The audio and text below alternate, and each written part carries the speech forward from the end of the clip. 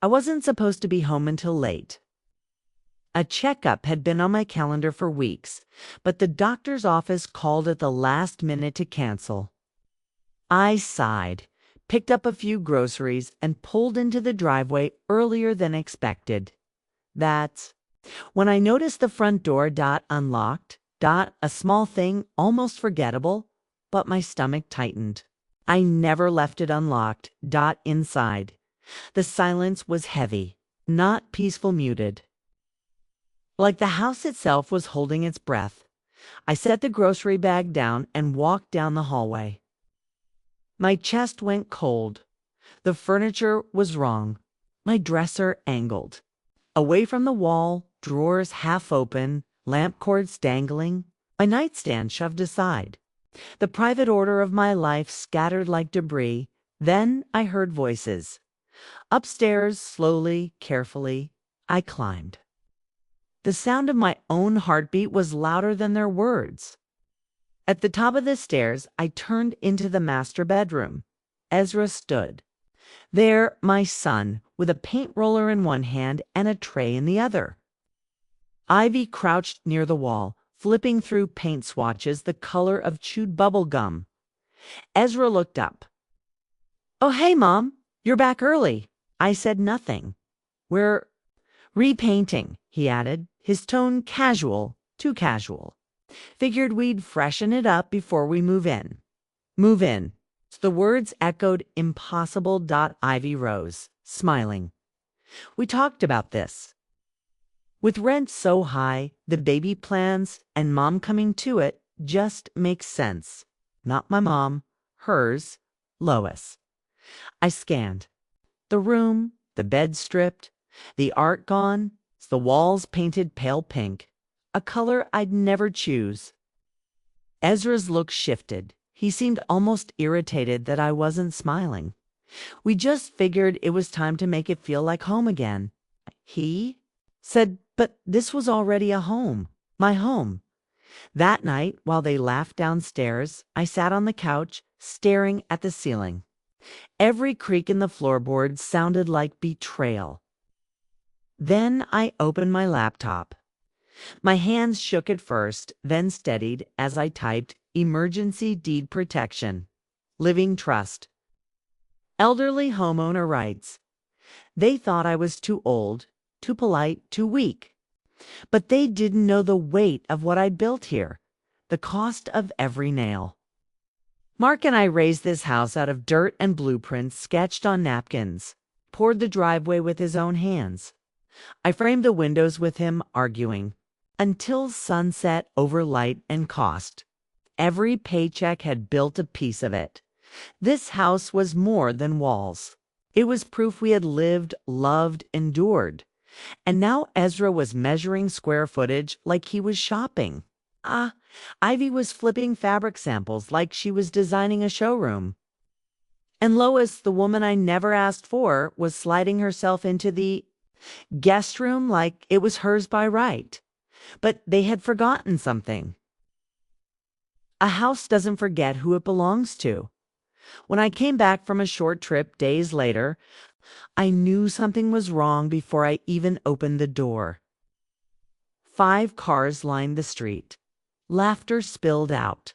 Inside, strangers drank wine in my kitchen. My living room?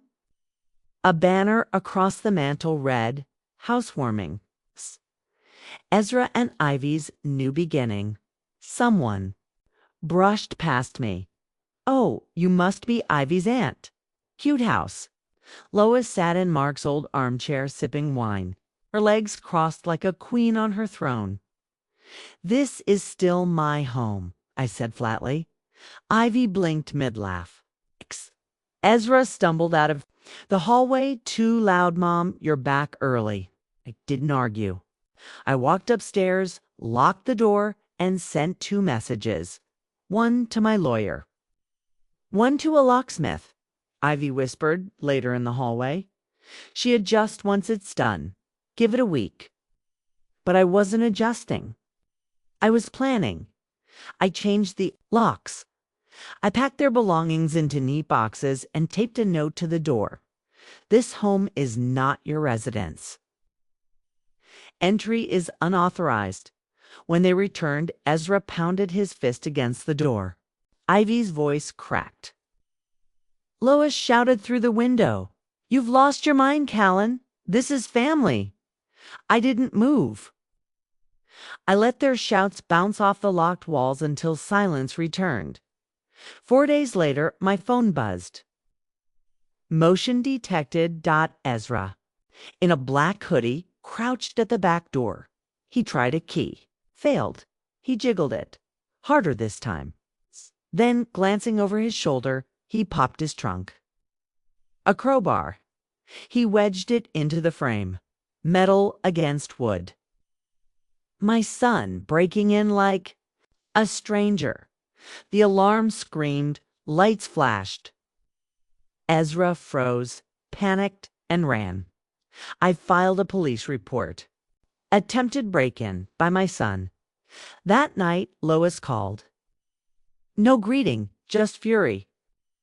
They arrested Ezra in front of the neighbors. How dare you call the police on your own child? He brought a crowbar to my back door. You're blowing this out of proportion. He wasn't going to use it. He did use it. Silence stretched. If you want me to drop the charges, I said evenly, you leave me and this house alone. No more visits, no more calls permanently. Her breath hitched. Fine, she muttered. The next morning, I withdrew the complaint. Ezra walked free. He never called, never looked back. But the silence he left behind that was mine, I painted. The kitchen golden. The color Mark once said looked like morning. I planted marigolds because they always returned, no matter how cold the winter. I updated my will. The house would never pass to Ezra or Ivy.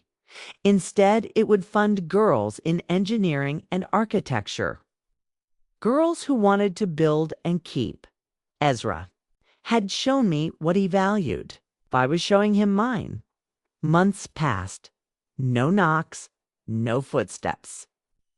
No voices pretending to belong at the hardware store.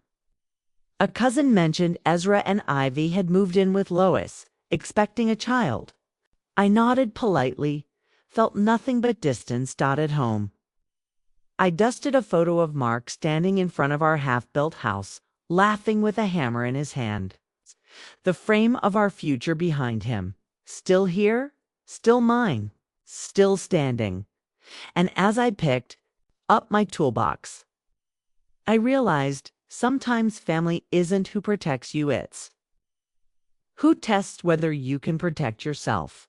If this story unsettled you, if it made you think about how fragile trust can be inside a family, then you'll want to subscribe to Shattered Bonds, where we explore loyalty, betrayal, and the invisible lines we draw to survive.